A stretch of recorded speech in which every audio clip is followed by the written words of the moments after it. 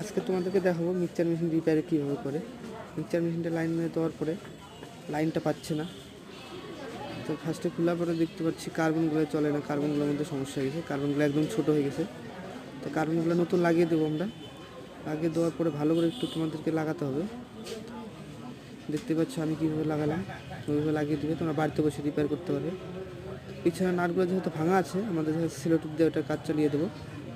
দেখতে পাচ্ছ একদম ওকে আছে। আর আমার চ্যানেল যদি নতুন হয়তো লাইক করে দিও বন্ধুরা।